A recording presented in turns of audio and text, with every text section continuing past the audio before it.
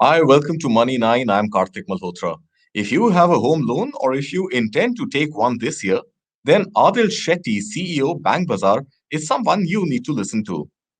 Incidentally, Adil has recently written an exclusive column in Money 9 with his home loan specific wish list to the Finance Minister Nirmala Sitharaman ahead of the Union budget. Adil, thank you so much for taking out time and being with us on this show today. To begin with, some very interesting thoughts that you've put in your piece about giving more money in the hands of the taxpayers while at the same time increasing the limit of the home loan component as part of the income tax. Just elaborate on your unique and novel ideas, please. Yes, Karthik. I'm excited to be discussing this particular budget ask with you. Like you rightly pointed out, right? We think this is a two-pronged opportunity. So, on one hand, in 2021, post-COVID, we want to leave more disposable cash in salaried taxpayers' hands. So, this will give more disposable income, which can drive demand. So, this is one ask to increase disposable income in taxpayer hands.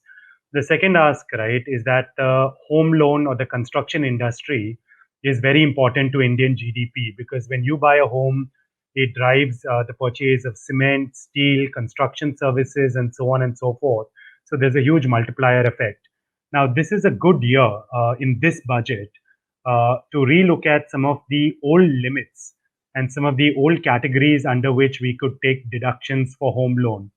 Just to level set, right? In your ATC, keep in mind ATC also includes your life insurance, it includes your provident fund. That benefit or deduction is capped at 1.5 lakhs, right? Then you have 24G, and this is on the interest component of your loan. That's capped at 2 lakhs, and there are a few more components.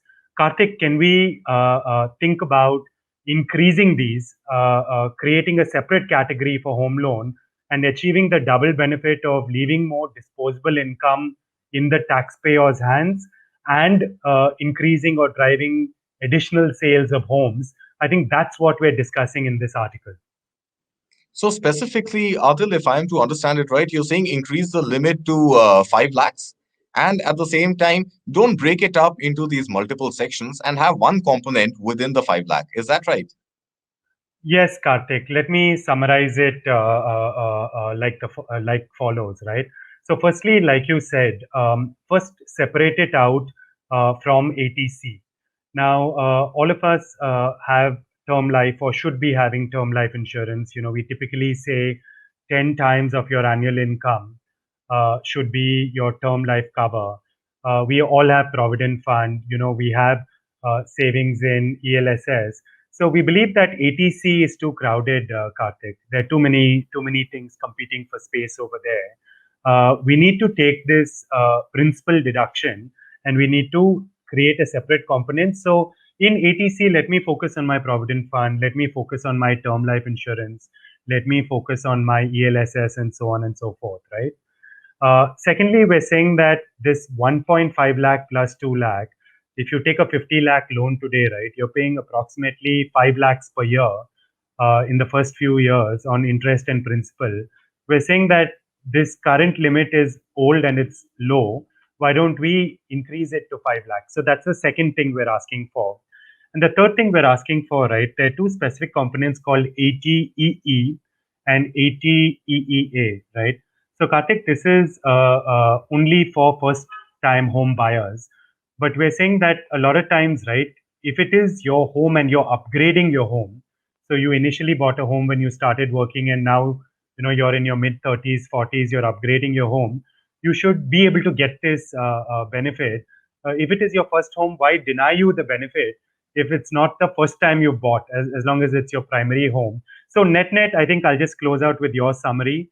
We're saying keep it simple, create a separate component for home loan, increase the deduction to 5 lakh in light of what costs are in the market today, and don't discriminate against salaried borrowers who are upgrading their primary home.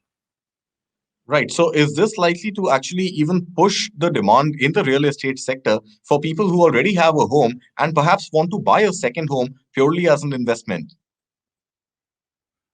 I think that this will drive demand in the home loan sector just because a lot of recent moves by the RBI and the government have been driving the sector. So I'll just summarize for the viewers' benefit, right?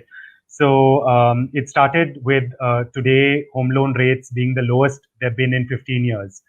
We see a lot of people on Bank Bazaar looking at refinancing the home loan, and currently rates are less than 7%. It's not been this low in 15 years, and a lot of people are thinking about buying. People are refinancing because of these lower rates. Secondly, right, states like Maharashtra have cut the stamp duty temporarily. So if you're registering a property now or a apartment now, your stamp duty is much less. So that's driving demand. And like we've been reading in the news, and you've covered it very well, there are a lot of good deals available in the market today because builders are offering good rates because they also need to move inventory. Now, this deduction, if created, wherein we're saying A, create a separate component, B, we're saying let that component be increased to 5 lakhs, which is the deduction to allow on a principal and interest. And we did a rough calculation, Kartik, for a borrower who's taken about 50 lakhs, right? Compared to the current 80C and 24G tax regime, if I was to create this new deduction of 5 lakhs we're asking for, that leaves about 35,000 rupees extra in the taxpayer's hands. That will definitely drive more demand, and it will also bring these deductions in line with market rates, because all of us know, right, that especially in the metros, a home loan of 50 lakhs is not uncommon. Right, Adil. But I also read in your piece that the average loan disbursed by Bank Bazaar on home loans is roughly 26.67 lakhs. And the example you're giving is of 50 lakhs in the metros. So is it fair to say that that there is demand coming not from the metros, perhaps not from the capital cities, but from other parts of the country? Yeah, we're seeing robust demand from across the country. Non-metro areas, tier two areas are obviously seeing good demand. We're also seeing a lot of interest from women applicants. I'm sure you've seen this. There's in many lenders' cases 0.05% or 5 bips benefit if there's a woman borrower on the application. So we're seeing demand rise from non-metro cities, and we're also seeing women applicants, right, rising. I'll just give you another statistic from the Bank Bazaar Money Mood report. While we said that uh, the home loan size amongst male borrowers went up 10% last year, right?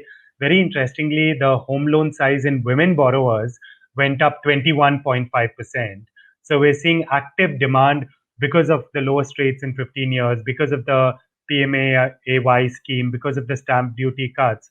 We're seeing a lot of women home loan applications flow through the Bank Bazaar platform.